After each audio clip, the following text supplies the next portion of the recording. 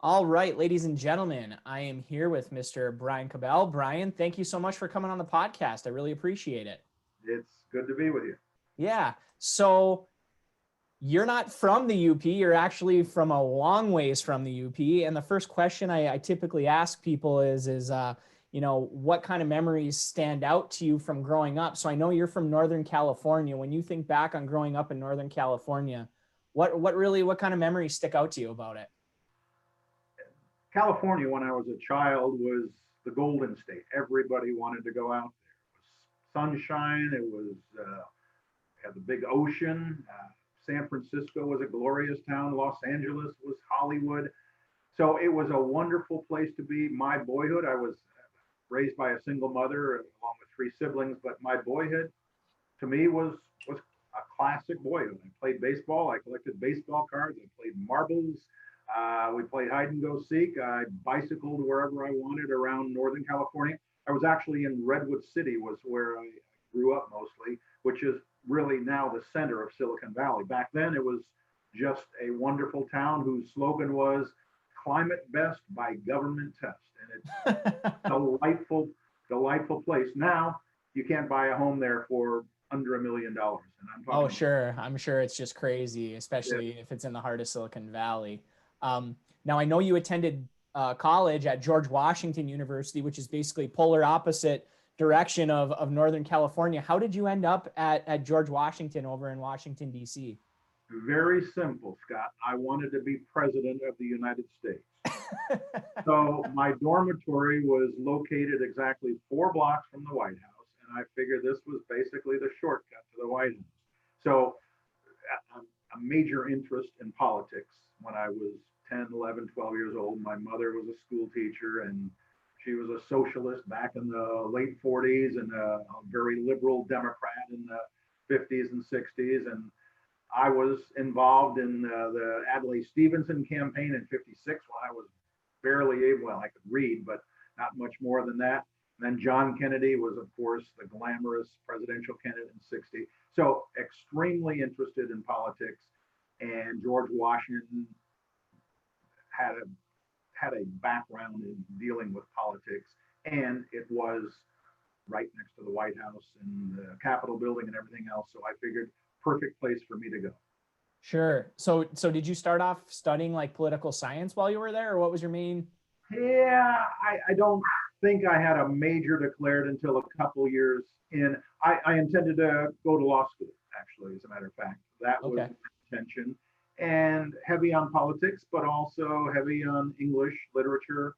And then I was thinking maybe going into teaching, maybe junior year, but I majored in political science, and that all along was my interest. But then I got involved. This was the late '60s.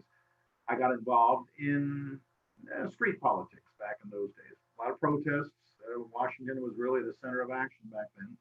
So that's that was where my interest turned in the late '60s, and law school suddenly became less desirable. I decided I couldn't put up with another 3 years of going to school, so uh, I graduated and then went out into the world and didn't quite know what I wanted to do.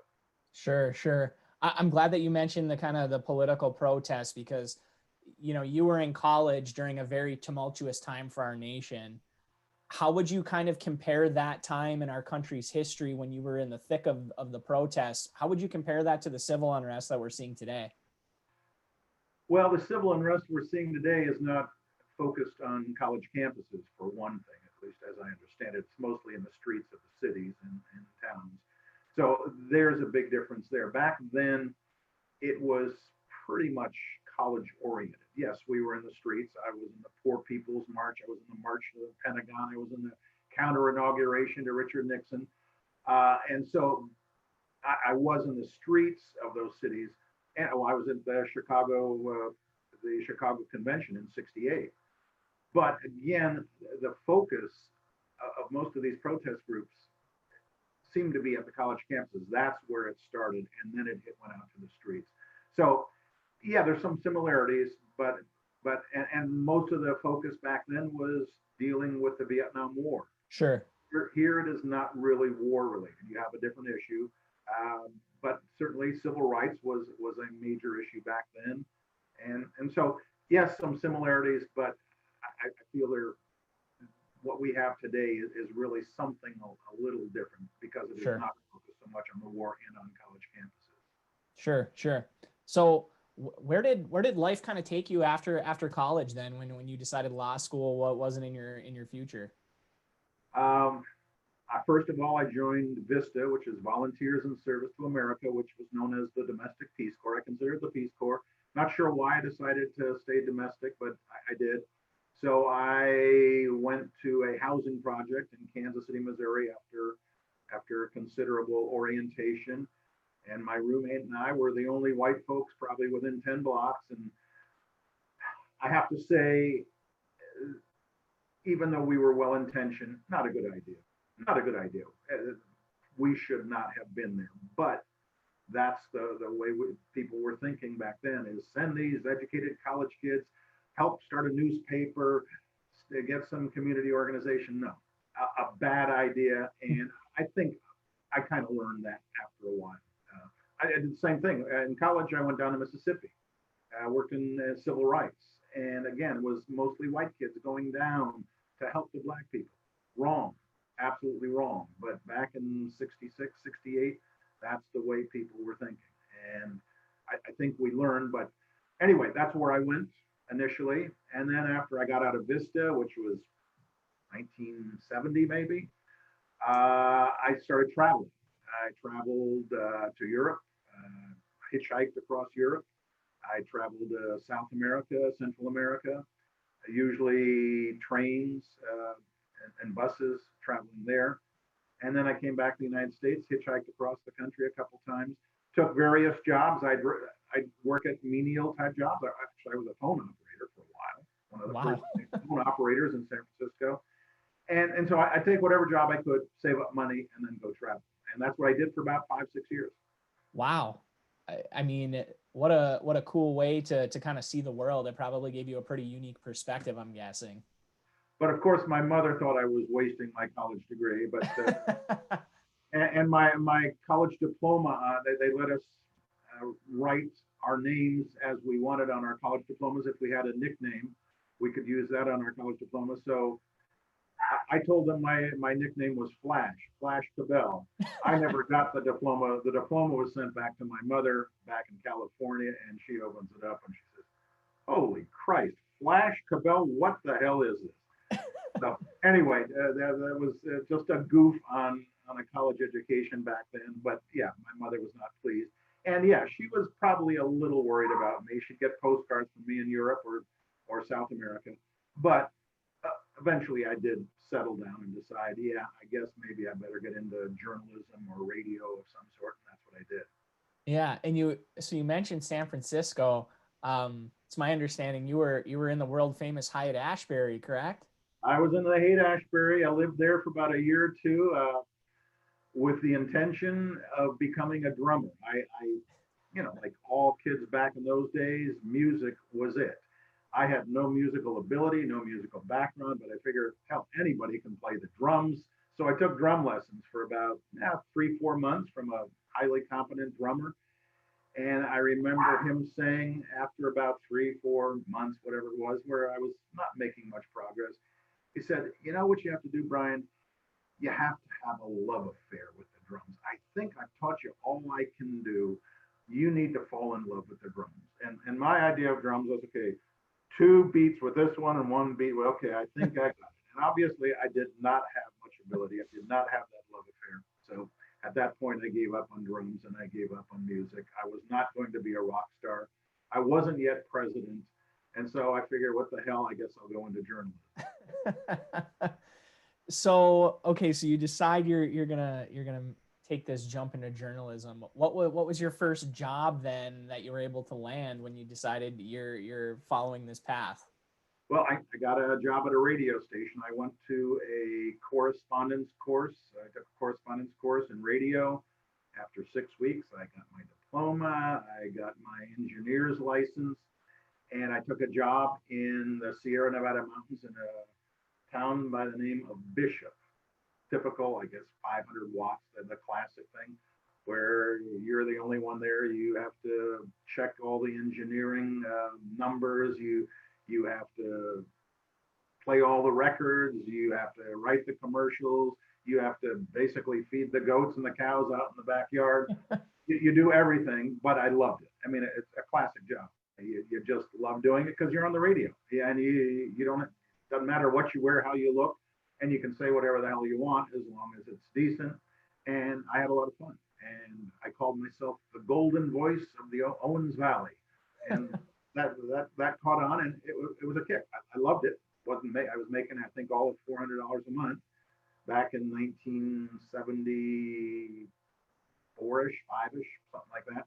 But I loved it. Then went from there to a slightly larger station up in Oregon. Then I had a talk show in Eugene, Oregon. And then I got my first TV job in Bend, Oregon in 75, 76, maybe something like that. And I had to buy two suits. I had to buy two suits, and I had to comb my hair. that was my entry into TV. Was it a pretty big like learning curve for you making that jump to TV, or did you kind of take to it naturally? I don't think I was ever a natural, but yeah, after a while you get comfortable with it. The first couple months it's like yikes. They're looking at me. If I make a mistake, if I pick my nose, everybody's going to be seeing it. But yeah, after a while, reasonably comfortable. And I like pictures. I like telling stories with pictures. So it was a fairly natural transition for me, I'd say. So how do you end up from in Bend, Oregon to end up working for CNN? How does that journey take place? It's a gypsy's existence in TV. You start out in the smallest market, you make no money. If you're any good or you have any ambition, then you apply for a job in a larger market. So I went from there to Las Vegas, from Bend to Las Vegas, and then 2 years in Las Vegas, then 2 years in Phoenix. And then I almost went to Detroit, but my wife at that time could not handle the cold weather. So I waited a little bit, and then I got a job in Miami. And so I started in Miami in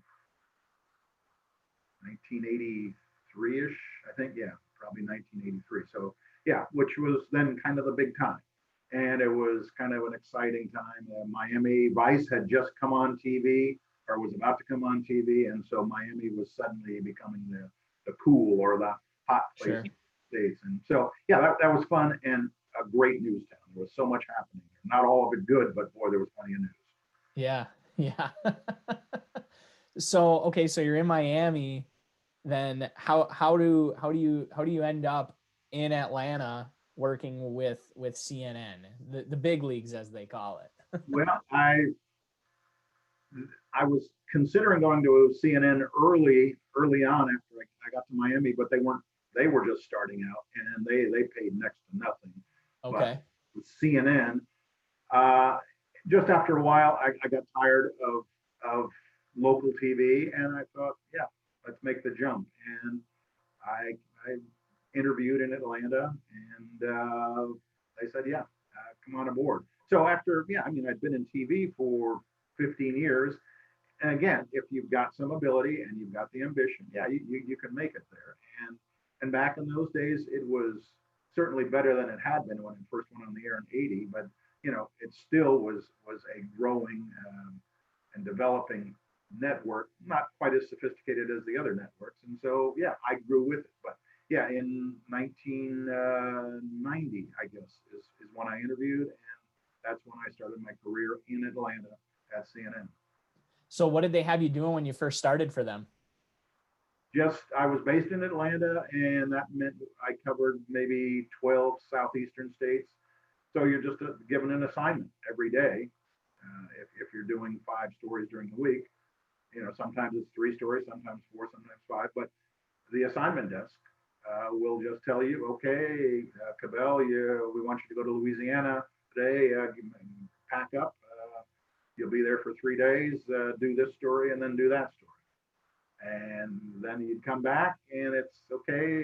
Yeah, we gotta story in North Carolina, so pack up, either drive or fly. If it was 4 hours or less, we would drive. If it was more than 4 hours, we would fly. And you'd travel with a cameraman, a photographer, and a sound technician. Back in those days, I think it's not so many people anymore. It's sometimes with a single person that you would work. But back in those days, it was a photographer, a sound tech, and very frequently a producer. And if you were doing a live shot, you'd also have a live truck and an engineer. So you'd have like 5 or 6 people with you. These days, I think it's much more limited. Sometimes it's just a photographer who operates as a sound tech. But anyway, that's what my life was for 14 years, just traveling throughout those states. But I was also able to travel to other. I was in Detroit a time or two, San Francisco. Went to Haiti, went to the Caribbean, went to Cuba. So traveled quite a bit as well beyond the 12 states that normally I would travel to. Okay. Now, I know throughout the course of your time there, you covered many large stories, you know, from 9/11 to the JonBenet Ramsey murders. I mean, you name it. But from what I understand, you kind of preferred the more intimate stories about regular folks. Why would you say you preferred those types of stories? Because you can relate to those stories. There's a poignancy to them that has always appealed to me. Real people, not famous people, but real people doing things that you can relate to.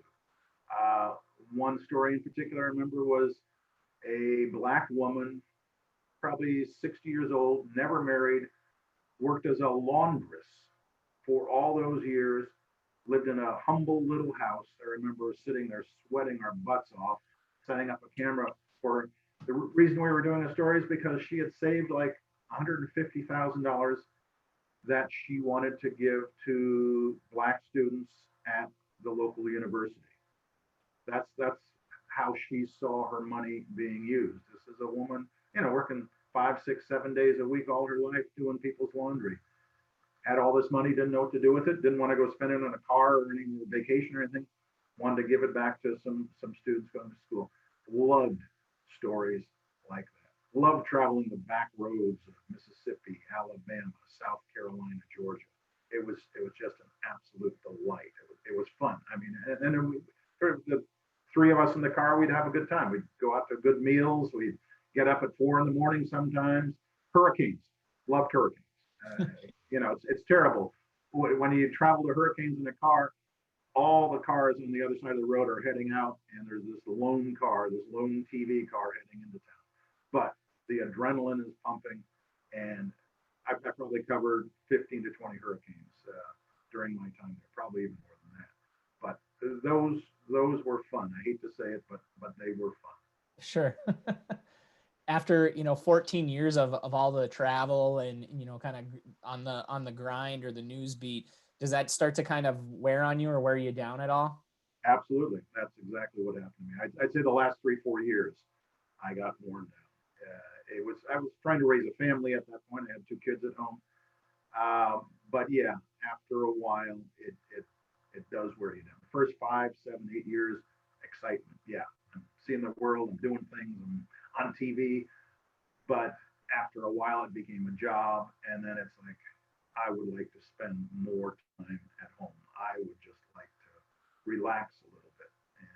And I was up to 6 weeks of vacation a year at CNN when I left, which is good and necessary, but still, I was not enjoying the job as I had early on and as I had in Miami and all my previous jobs, including radio.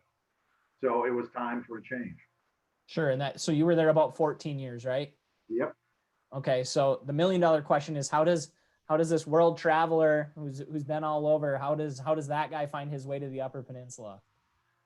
I figured I had 3 possible futures that sounded appealing to me. One, I was going to go teach somewhere at a university, but then discovered, well, I didn't have a doctorate, and it's hard to get anywhere at a university without that. Mm-hmm. And I didn't feel, and when I'm in my 50s, that I want to go back to school. So that was kind of ruled out. I went to public radio, Minnesota Public Radio, and I interviewed there. I auditioned there, and I was supposed to come back for another audition.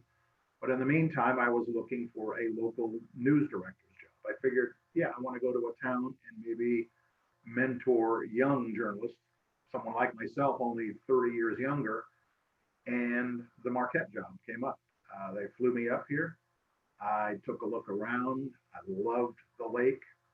And then the general manager, who was bringing me up here to court me and to interview me, said, you know, just from what I know of you, from the way you've sounded, you might be interested in what's going on tonight. It was the Hiawatha Music Festival. Oh, okay. And sure enough, I went. I didn't know what it was, but I went to the Friday night dance, and I thought, yeah, this I can kind of relate. I mean, I'm an old time hippie, and Yeah. this was perfect for me. I mean, it was music, and it was just this relaxed spirit, and was out in the woods, and I just thought, yeah, this is a place I could live. This was not your typical town in the middle of nowhere in Wyoming or Iowa or something else. Yeah, it was in the UP, which frankly I'd never heard of. I'm ashamed to say, because I pride myself on my geographical knowledge. But I fell in love with the area, and in particular with Hiawatha. And I thought, yeah, this is a place I could stay. The university, the hospital. There was a cosmopolitan spirit to Marquette, and the overall feel of the UP just seemed right for me at that point in my life. Very cool. Was there any sort of a culture shock once you officially moved up here, like your first winter or anything? Were you? Yeah, I mean, I knew it was gonna be cold. I'd never been in cold like this, snow like this. So I don't think it was to the point where I thought, oh my God, I can't handle this. It was like, oh my God, I better figure out how to handle this. I better have adequate clothes. I better be ready with my car. Uh, and so it was not shock, but it was certainly an adjustment. But I've always preferred cold weather to warm weather, hot weather. Oh, okay. And so it was fine. I enjoyed it. If you like cold weather, then you're definitely in the right place. I'd say so.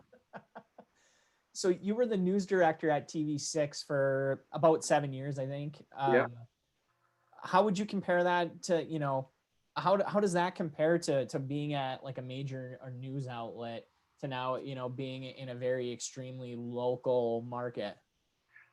It's much simpler. The people are certainly not as sophisticated. Generally, they aren't as talented, but these are people, many of them in the early stages of their career. I dealt primarily with their reporters and anchors. Now, we had some well-established people there, which was a real benefit, a real joy for me. We had Steve Asplin there, who had been there forever, who was solid, who knew what he was doing. I mean, just a classic newsman, more devoted to his profession than probably anybody I'd met anywhere in all of my career. And then you had Carl Bonack and Mike Ludlam. Vicky Crystal was there at the time. And so there were people, older people, who had spent years in the business and knew what they were doing. And then we brought in these groups of young people who would stay for 2 years until they either got out of the business or moved on to a larger market.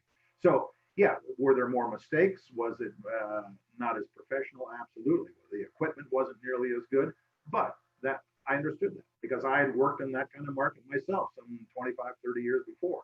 So it was to be expected, and I loved it. I absolutely loved dealing with eager young journalists who wanted to get better, and that's what I helped. I tried to help them do. Yeah, you mentioned a couple of times here in just last couple of minutes, working with young journalists and how much you enjoyed that. It seems like this day and age, a lot of these news correspondents are almost more famous for their tweets and their social media stuff than they are for the actual reporting that they do. And when you tack on top of that, the constant attack on journalism with the phrase fake news kind of being a part of the lexicon, how do you think you would fare as a young journalist in today's news climate? It would be a struggle for me. I think it really would. I have trouble with social media, even though I later got into it. I was kind of a purist back in those days. I believe you go out and get the story and get it on the air and don't deal with any sort of bullshit. It's just do the story straight. And I didn't have to deal with any social media, people criticizing left and right. And I didn't have to go on my Twitter account or my Facebook account. Internet really didn't come into being in a real way for us until the mid 90s, I guess. And then CNN really didn't devote much time to it until 98 or so. And so I was not comfortable with it when it came in. I wasn't even sure it was going to be a big deal. That's how much I knew. And so had I been younger, if I were growing up now, obviously I'd be more comfortable with it. Right. But I actually preferred it the way it was before, because now, as you know, everybody's a journalist, everybody's got an opinion, everybody's a cameraman, and so it kind of the value of real journalism, I think, is being lost sometimes because we're lost in tweets and Facebook posting. Certainly, I can agree with that for sure. So you retired, for lack of a better word, around 2011. So how and when did this idea for word on the street kind of come into play for you? I just wanted to keep my hand in the business somehow. I didn't want to do it full time, obviously, and so I knew a lot of people in the Marquette area, and I just figured, hey, there's some stories that I think the regular media, including TV and newspaper primarily, don't want to cover, don't know about. And so I said, I think I could fill a vacuum there. And originally, for me, it was something of a passion project. It was just almost a lark, I guess. I think I'll do something. I did it for one day a week. I'd post something, and it was just on Facebook initially, and then I got some young, smart people who knew how to make a genuine website out of it, and so I got onto that, and the readership grew, and then all of a sudden another smart young guy said, hey, you can make some money off of this. So I took him on, and we started selling sponsorships, and the readership grew, and it was exciting in that sense.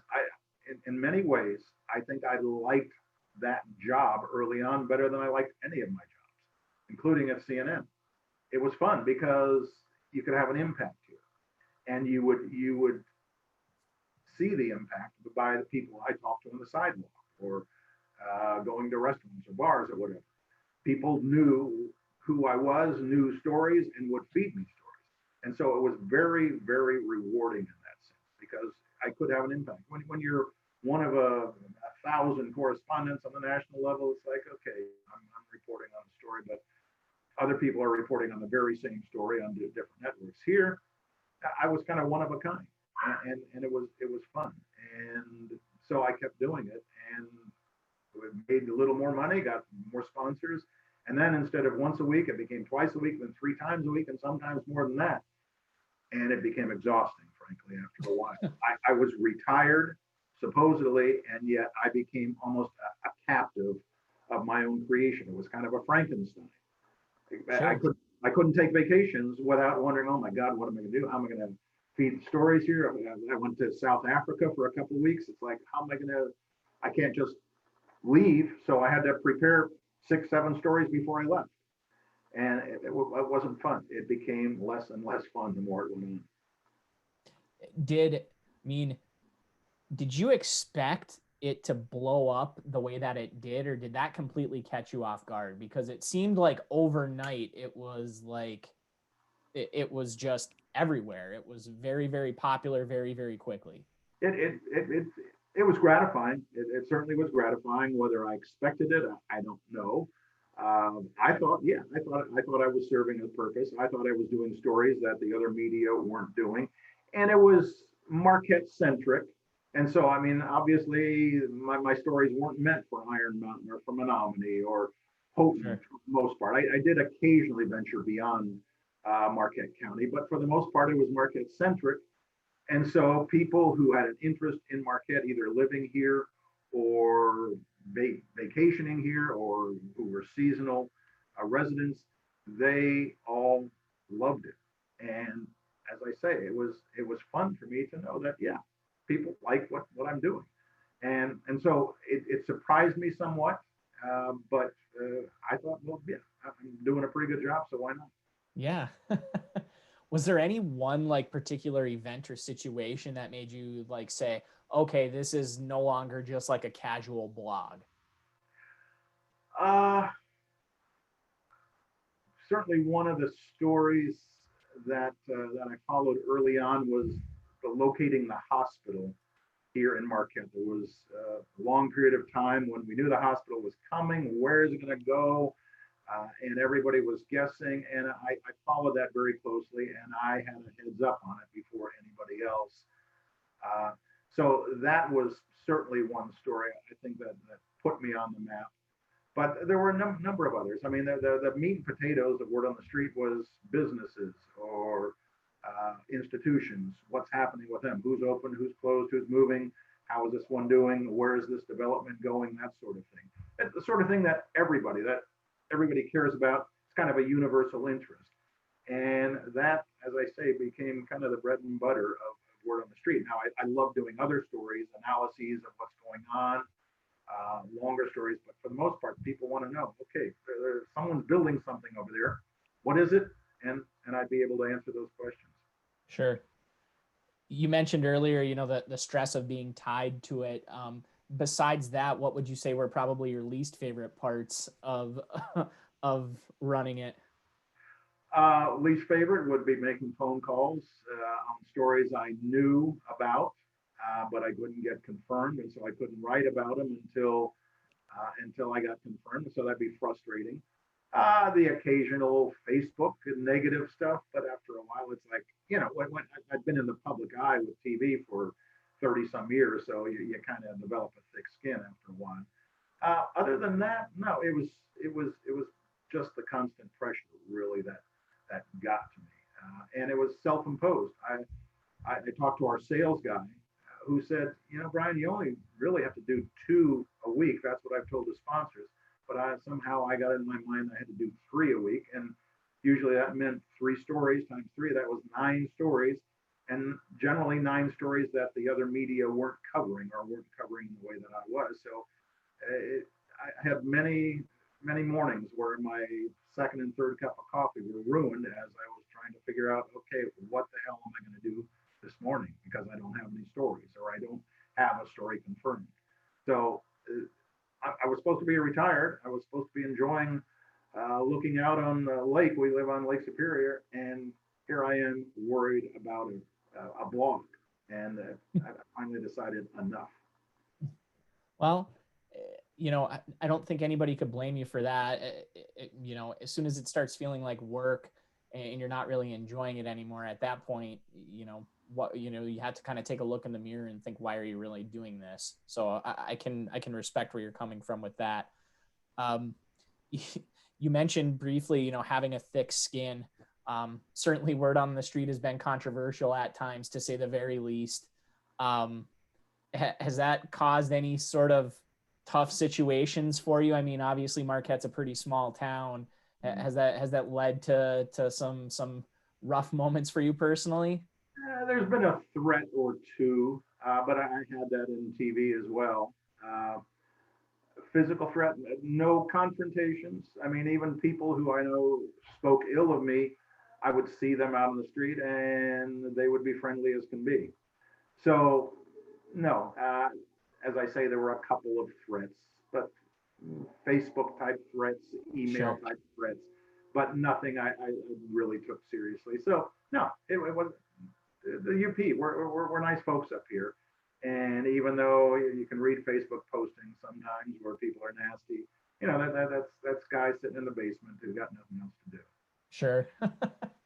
So you make this decision that you're going to step out of the picture here for word on the street. Can you walk me through the succession plan, who's taken over, what the plan is for word on the street now that you're out of the picture? Yeah, the our former sales manager, the guy who took over, very professional. His name is Doug Garrison. He has an ad agency here in town. He's also been on TV. He's kind of the voice and the face of a couple of commercials.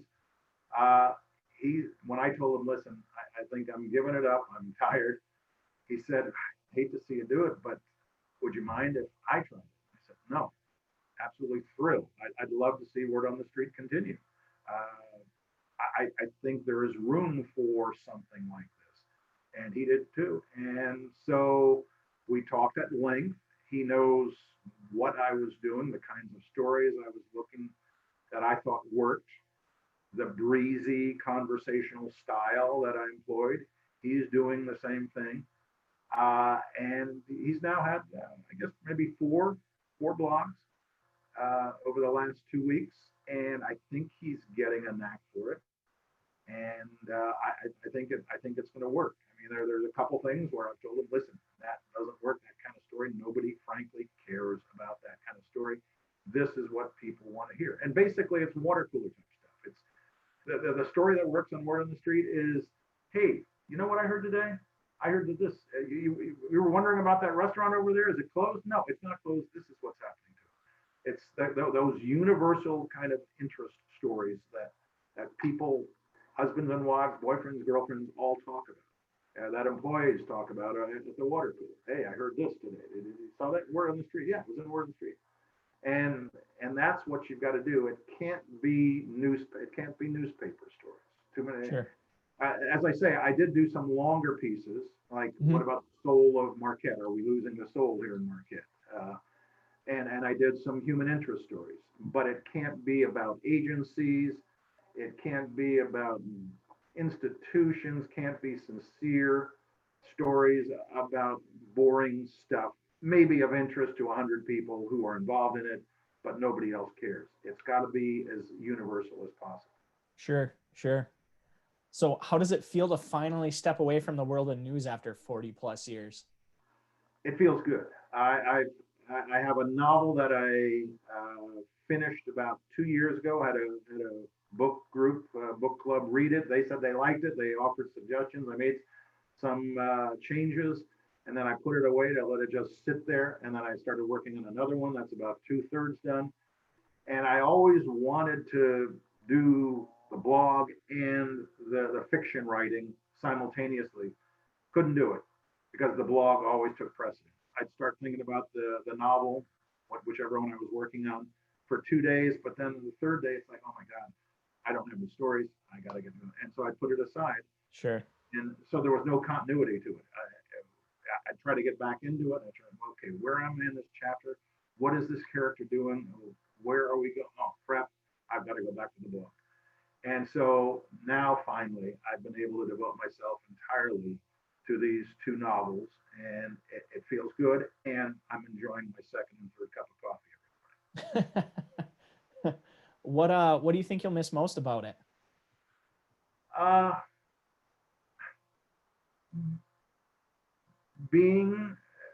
Playing a role, I guess, in what's happening in Marquette County.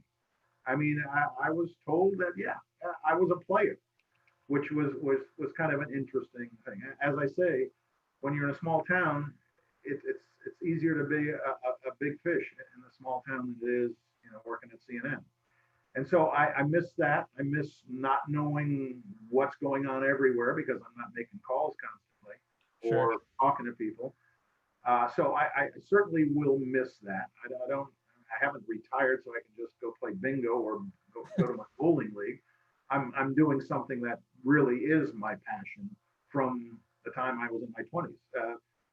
Once I gave up on becoming president, I wanted to be Ernest Hemingway, and fell a little short on that as well. So now I've resumed that passion, and who knows what lies ahead. But news, I'm addicted to news. I'm addicted to politics.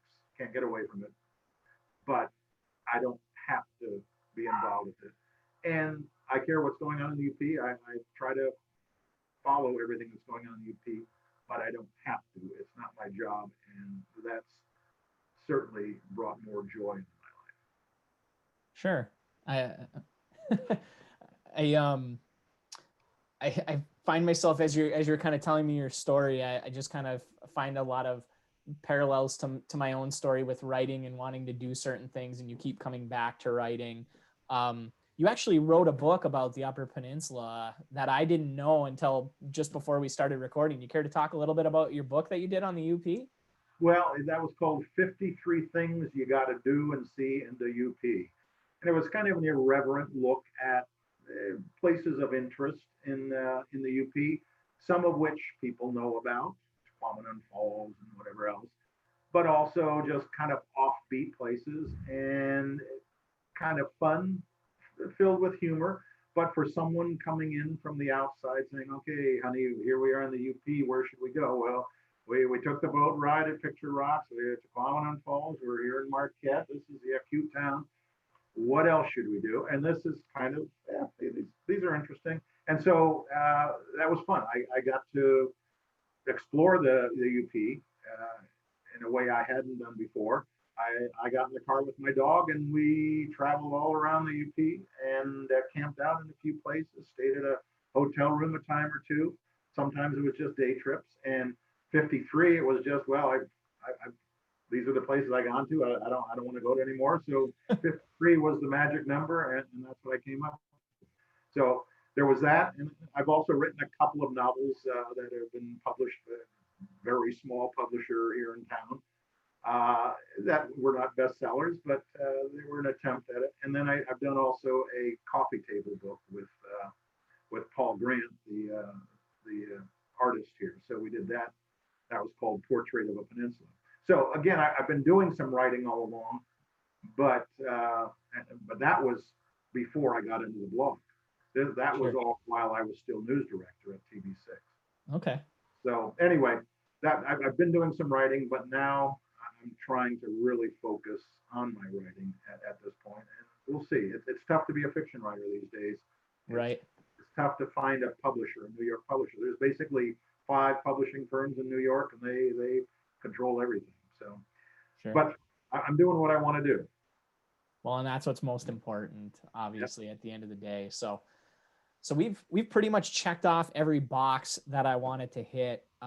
Is there anything else that you felt like I'd left out, or anything else that you wanted to add? I mean, this is your time to put something out there to the masses if you want.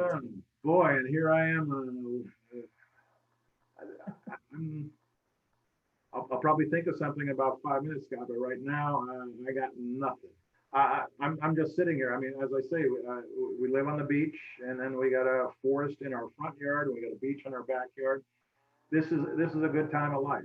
If you got your health and you got a degree of wealth, not wealth, but comfort, this is a good place to be.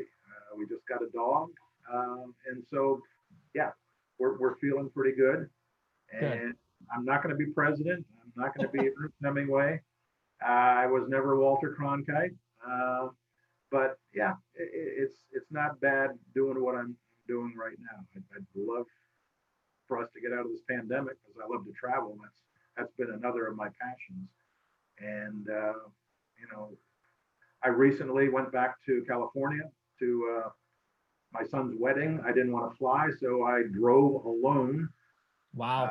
In 3.5 days, stayed there for 2 days while the forests were burning and we were all choking on smoke. And then I took 3.5 days to drive back 2,600 miles each way, 2,500 miles each way. So I love travel, but not quite like that. But I had to do it because my son was getting married. So, but one other thing that's come up, I just discovered. I'm 70. I just turned 73 a couple days ago. Discovered in the last 6 months that I have a half brother. Oh, wow. We had kind of heard about, didn't really know about, never showed any interest either side to acquaint ourselves with each other. But he's 8 years younger than I. We got in touch by Zoom, along with my other siblings. And then I went out to visit him in Denver. When I was in California, I stopped in Denver. So I met my half brother for the first time in his 65 years of life and found him to be a fascinating guy. So that was, kind of a strange thing. My son got married, and 3 days later, I met my half brother for the first time in my life. That's very cool. What a crazy, strange journey life is. That's a very cool thing. Yeah. Well, I will wrap up this interview with you the same way that I wrap up every single interview. I always end with the exact same question. And that question is, how do you like your pasty? Are you a ketchup guy? Are you a gravy guy? Do you like them plain? How do you take your pasty? God, I hate to tell you this, but I've only had maybe four pasties in my life. I guess I've had them with ketchup. Uh, but I hate, I mean, I am not the classic Uper. I can't fix a damn thing, Scott. I can barely put gas in my car. I can't build anything, and I'm not a pasty eater. And I don't really drink beer. I drink wine. So I'm a fish out of water, but I love where I live. I Okay. absolutely love where I live, but I don't have the Uper passions that I'm supposed to have. I've driven a snowmobile once in my life. I don't fish, even though I've done it once or twice in my life and I liked it. But those are not my activities. That's not how I was brought up. And yet here I am, a Californian who's traveled all over the world, who absolutely loves living in the UP. I've been here for 16 years. People have been asking me ever since I left the TV station. So where are you going now? Where are you leaving? So no, this is it. All my family's back in California, but the UP is where I want to be. I absolutely love it here. Well, Brian, this has been awesome. I appreciate you taking the time to sit down with me. I mean, normally you're the interviewer, so I don't know if it was strange for you to be the interviewee or to be on the other side of the microphone, but this has been an absolute pleasure for me. So thank you very much. I appreciate it. It has truly been my pleasure. Good talking to you.